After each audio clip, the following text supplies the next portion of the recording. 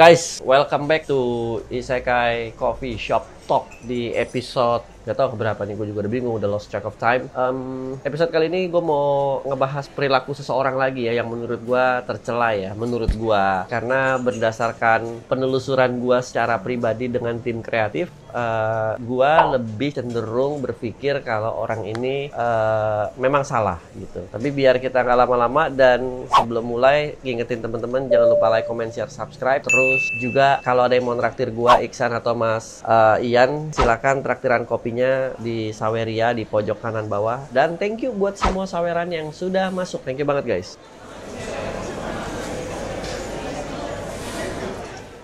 Gimana caranya gue ngebahas konten kali ini tanpa marah? Karena ini tetap masih bulan puasa ya guys. Agak bingung, tapi gue coba tone down sebisa gue. Jadi gue nggak marah, atau marahnya dengan kalimat yang lebih halus. Oke? Jadi nih, langsung ya, straight to the point ya. Kejadiannya adalah gini. Ini gue bacain dulu kronologinya ya. Jadi ada sebuah tweet yang masuk ya. Dari siapanya nggak penting, tapi tetap gue bacain ya. Dari Zulfikar Akbar, juga centang biru juga. Setelah ditelusuri, akun Singgih Sahara ini terindikasi melakukan aksi menjurus ke penipuan hingga puluhan juta rupiah. Ia menggunakan platform kitabisa.com untuk melancarkan kegiatannya, termasuk dengan gerilya mengirim DM ke berbagai akun X. Nah, si Singgih ini intinya jual derita lah, terus minta sumbangan. Derita yang dijual adalah derita ibunya sakit dan anaknya sakit. Terus ujung-ujungnya kali lagi minta sumbangan di Kitabisa, dan banyak yang di PM sama dia di akun X, dan itu berhasil mendapatkan uang puluhan juta rupiah. Bahkan kalau menurut Iksan, penelitian Iksan itu sampai berapa kemarin San? 720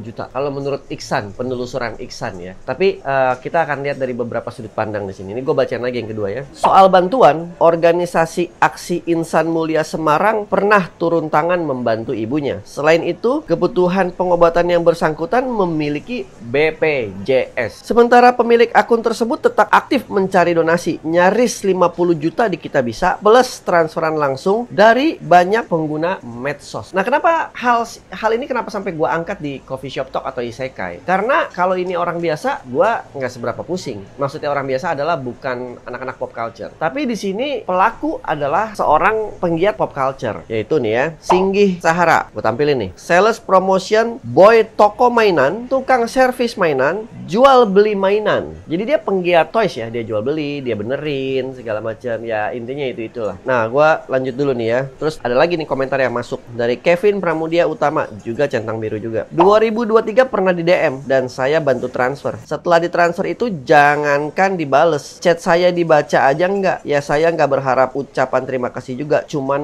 minimal mikir kali ya. Ternyata sampai 2024 masih aktif minta donasi sana sini. Gue belum menyampaikan sudut pandang gue, buat pikiran gue bacain dulu aja. Oke guys, ini gue ada screen capture di sini yang merupakan apa ya, caranya si Singgih ini untuk meminta donasi. Jadi dia menjual derita, dia menjual dongeng. Gue nggak tahu ini kejadian asli apa enggak, tapi ini adalah modus operandi yang digunakan dia untuk menjual deritanya dan ujung-ujungnya minta donasi. Ini gue bacain. Jadi dia tiba-tiba bikin postingan. Ada pasangan suami istri ke toko. Mereka tiba-tiba minta maaf ke saya dan ngasih mainan Tayo. Maaf mas, ini kemarin pas kita belanja anak saya bawa mainan ini dimasukin ke tasnya. Kali lagi kami minta maaf mas. Ayo adek minta maaf ke masnya. Lalu adeknya tadi minta maaf ke saya. Setelah saya cek stok di komputer, ternyata memang kurang 2 pieces. Saya bilang ke adeknya, nggak apa-apa kok kakak, maafin, jangan diulang lagi ya. Si adek menangis, terus meluk saya. Habis itu dia minta hukuman ke saya. Katanya di rumah udah dihukum sama papa, tapi di sini belum. Orang tua anak ini bilang ke saya, kasih hukuman aja yang ringan biar kapok. Ya udah, saya minta nata bis Tayo di rak sesuai warnanya. Saat dia lagi nata, saya tanya kenapa dia nyuri. Dia bilang, saya pengen banget ini kak, mama mau beliin satu, tapi selalu nunggu nilai ulangan keluar lama. Setelah hukumannya selesai, nih adek girang banget. Dia cium tangan saya dan meluk saya sambil minta maaf, sambil bilang, aku tetap boleh main dan belanja di sini ya kak, jangan diusir. Aku sama orang tua anak ini langsung ketawa. Sebenarnya orang tua anak ini berminat membayar barang yang dicuri 5 kali lipat. Soalnya di mall rata-rata aturannya kalau ada pencuri harus bayar 5 kali atau 10 kali lipat. Tapi saya bilang nggak usah, soalnya stok-stoknya masih klop. Dan adiknya juga ngaku salah dan minta maaf. Bagi yang bertanya, kenapa kok Tayonya nggak dikasih aja sekalian? Saya kasih tahu alasannya. Saya hanya pegawai, bukan pemilik toko. Harga bus Tayo 179.000.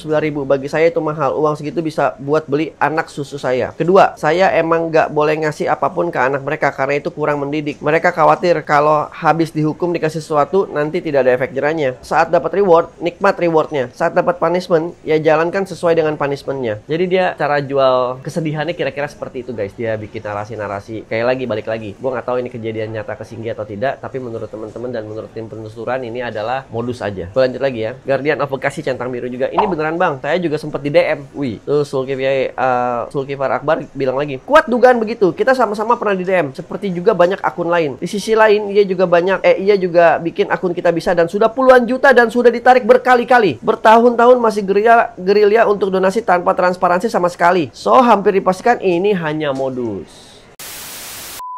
Nah ini dari Kita Bisanya ya. Nih, lumayan tuh orang udah hampir dapat 5 juta, 50 juta dari ngemis online. 50 juta dari ngemis online. Bantu Axel sembuh. 48 juta 737 something lah. Terkumpul lebih dari 30 juta dalam 3 hari. Donasi 592. Kabar terbaru 7. 24 kali pencairan dana. Udah 24 kali dicairin dananya. Gua nggak tahu ya buat yang Kita Bisa ini kalau dicairin itu harus penuh dulu baru bisa dicairin apa gimana. Kalau udah penuh baru bisa dicairin, tandanya ini 30 juta dikali 24. Udah berapa itu? 30 juta dikali 24 berapa ya? Buset, 720 juta guys. Kalau memang hanya bisa ditarik saat penuh ya. Gua nggak tahu. Harusnya sih donasi-donasi gini hanya bisa ditarik saat penuh. Kalau ini udah 24 kali ditarik, buset, 30 kali 24 tuh ya lumayan lah. Lanjut lagi ya. Ini Vian Tiara, centang biru juga. Lagi dan lagi kejadian kayak gini. Karena jual derita, kesusahan paling ampuh orang-orang gampang kasihan. Tukang mobil-mobilan juga sama. Saya sudah mute beliau sih. Soalnya suka nyamber di tweet dan replay saya. Bukan near empati tapi ngemis pakai template itu menurut saya mencurigakan. Sementara di luar konteks ngemis tweetnya masih tergolong fun dan normal dan terkesan gak seperti orang yang sedang kesusahan. Orang juga berpikir kali. Adam sama centang biru juga. Paling benci banget kalau ada penyelewengan donasi di Twitter. Tai emang. RAWR sama centang biru juga. Feeling aja nih duitnya kepake judi online. ABS sepertinya pemain judol dan bahasanya kadang terselip gacor. Salah satu kata penikmat slotter 000. Jadi keinget pengemis yang kaya raya ternyata ada versi digitalnya. Semua orang baik jangan pernah kapok membantu orang lain. Jet juga centang biru. Iya hampir tiap hari bikin thread, suka muncul beberapa tahun lalu bantuin RT tapi diperhatikan sering banget kirain Kita Bisanya nggak berhasil, taunya besar juga ya. Sinta sumpah kalau ini beneran kasusnya nipu lewat jalur luar kesediaan orang tua dan anak sendiri jahat banget. Iya memang jahat banget yang dijual derita orang tuanya dan derita anaknya. Kalau gue sih di posisi yang kagak percaya anaknya sakit dan orang tuanya sakit juga ya, apalagi yang seperti tadi dibilang di depan beliau punya BPJS gitu kan.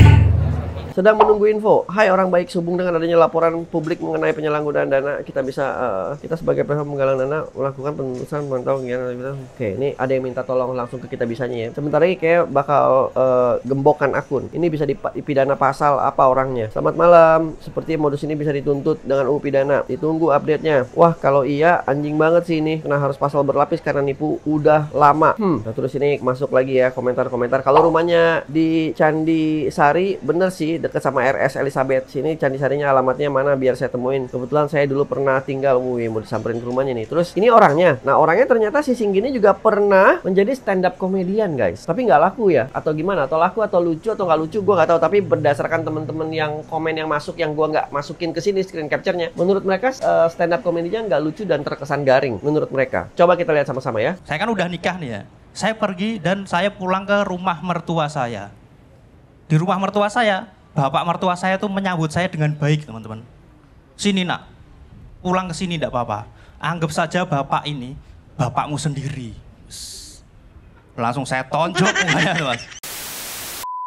Oke, lanjut ya. Buat yang muda iba, kayaknya kita kalau punya uang yang mau disedekahkan, ada baiknya ke tetangga dulu aja ya. Yang jauh kurang bisa titip ke orang yang bisa nemuin langsung. KRS juga biasanya udah di cover BPJS. Iya bener. Nah, ini sisanya adalah cerita-cerita orang lain yang gue juga nggak baca ya. Salut Mas Singgi, juga bijak menyikapi nakalnya anak-anak. Perlu dicontoh apalagi orang tua yang mendidik nih. Ada yang kena tuh. Mohon maaf Kak, mohon bantuannya kalau tidak keberatan. Saya sedang open donasi buat ibu saya. Bisa minta tolong buat retweet juga ya Kak. Terima kasih sebelumnya, buset. Jadi abis dia jual derita, ada orang yang menyampaikan berita happy-nya atau berita oh bagus Kak Singgi lu begitu ya, anaknya bagus ya, dia habis itu nyerang dengan minta open donasi. Inspiratif ya Mas, semoga makin baik dengan adanya orang tua dan anak seperti mereka. Mohon maaf Mas, bantuannya kalau tidak keberatan. Buset, yang kayak gini jauh lebih efektif daripada dipukul pakai sapu lidi atau sabuk. Mohon maaf Kak, bantuannya ini copy paste doang, ini mah copy paste gila. Nah, terus ya netizen Indonesia tuh kan parah ya, ketahuan si Singgi ini main free bet slot. Jadi ada dia lagi ketahuan nih ID Juan Fix Win, cawan cawan 78, hashtag bonus 20, plus 20 per 30 per 30. Dan ini cawan 78 adalah ya judi online, tawan guys. Nah terus ada Naomi ini bikin file Excel. Guys udah mencapai 223.500.000 dan donatur tercatat sebanyak 408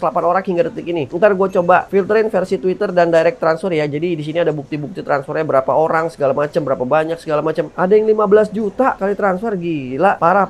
Mas Singgi rumahnya luas juga ya, tapi ini belum pernah dibuat konten di YouTube. Nggak tahu rumah dia atau bukan. Kalau rumah Mas Singgi, wow, luar biasa. Jadi ya gitu deh, netizen udah mulai julid, udah mulai gerak-geriknya udah ketahuan. Sekarang sosial medianya itu udah mulai berhilangan dan yang masih ada foto-fotonya malah foto-foto tahun 2019. Di atas 2019 itu udah nggak ada, semua udah dihapus. Jadi kalau lu buka Twitternya itu 2019 ke bawah ada, 2019 ke atas nggak ada. Maksud gue gini, kalau gue sih ada beberapa poin yang mau gue sampaikan. Gue kalau mau nyumbang ke orang itu, gue harus tahu banget dan harus melalui yayasan yang baik dan benar. Karena kalau melalui third party kayak kita bisa, bukan gue nggak percaya kita bisanya, tapi manusianya. Banyak orang yang menyalahgunakan fasilitas atau platform seperti itu. Dan tadi ada satu komentar yang bagus, kalau mau nyumbang ke tetangga aja dulu. Kalau gue lebih sedikit lagi, lebih kecil lagi. Gue kalau mau nyumbang, pasti ke keluarga aja dulu. Sekaya apapun lu sebagai seseorang, pasti keluarga lu ada yang susah dan butuh sumbangan. Jadi nggak usah lah berpikiran aneh gitu ke kemana atau mau nyumbang temen ini, temen ono, nggak usah lah. Tante lu dulu deh, paman lu dulu deh, ponakan lu dulu deh, keluarga terdekat yang masih saudara daging, bukan adik, bukan kakak, bukan orang tua ya. Pasti ada yang susah dan pasti ada yang perlu. Kadang mereka memberanikan diri untuk ngomong, kadang mereka tidak memberanikan diri untuk ngomong, tapi pasti masih ada. Kadang mereka mungkin gengsi untuk bicara gitu, tapi pasti ada. Kalau memang itu semua sudah tercover, carilah panti asuhan, carilah masjid-masjid, carilah rumah jompo, carilah wihara, carilah gereja. Banyak banget. Jadi nggak usah lah berpikiran yang gede-gede banget gitu kayak mau nyumbang apalah kayak, kecuali memang lu lagi pengen begitu ya gitu. Menurut gua nggak usah sih. Menurut gua lebih ke perhatikan orang-orang sekitar lu dulu. Bukan maksudnya egois gitu ya, tapi mungkin umur gua udah segini kali. Dulu waktu di umur 20-an something juga gua kalau nyumbang tuh pengennya orang lihat gitu kan, masih self branding gitu kan. Kalau sekarang mah kalau nyumbang juga nggak pengen orang tahu gitu. Kalau punya duit juga nggak pengen orang tahu, takutnya orang malah minjem ntar kan.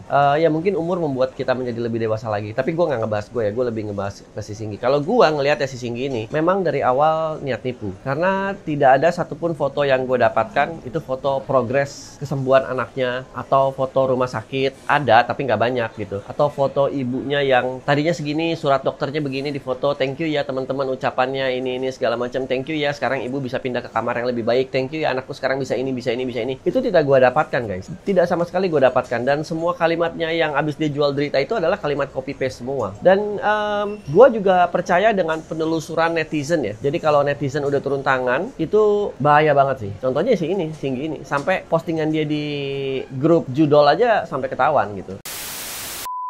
Jadi intinya gini, hati-hatilah gitu. Jangan main gampang-gampang beginilah gitu. Karena nyari duit itu kan susah kan, dan lebih baik disumbangkan ke yang lain yang lebih tepat sih kalau menurut gua sih. Kalau ke dia menurut gua kurang tepat sih gitu. Kecuali lu memang udah lihat ibunya datang ke rumah sakit, udah lihat anaknya, nah itu lain cerita lah. Tapi selagi dia masih bisa komen di luar ngemisnya itu dan masih seperti orang normal dan masih bisa main judi online, menurut gua masih jauh lah dari berita nyata. Ini masih dusta lah menurut gua. Jadi sorry ya Singgi ya, kalau memang lu beneran kesusahan, buktikan aja. Dan video ini akan gue turunkan dan gue akan bikin klarifikasi minta maaf. Tapi jika tidak, ya video ini akan tetap jalan. Jadi kita fair-fairan aja gitu. Gue sebagai media, ya kalau salah ya gue minta maaf. Tapi kalau lu rasa lu punya bahan buat nge-counter gue, ya silakan. Dan buat semua teman-teman yang menjadi korban, sabar-sabar.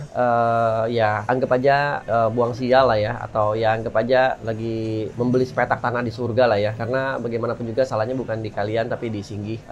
Paling gitu aja. Michael, raja terakhir dari Isekai, di konten kali ini mengingatkan teman-teman semua untuk hati-hati, karena penipuan itu tidak hanya terjadi di dunia properti, tidak hanya terjadi di dunia Bitcoin, tapi juga di dunia pop culture. Contohnya dengan derita-derita seperti ini. Dan teman-teman yang berhati baik, orang-orang baik ini pasti ada yang merasa iba dan ujung-ujungnya kena. Jadi sekali lagi jangan lupa di like, comment, share, subscribe, di share video ini sampai ke Singgi dan sampai ke semua korban yang ada, biar bisa lebih blow up lagi. Semoga pihak berwajib juga ikutan turun tangan. Dan jangan lupa thank you sawerannya kalau ada yang masih mau nyawer nih di pojok kanan bawah. Peace out.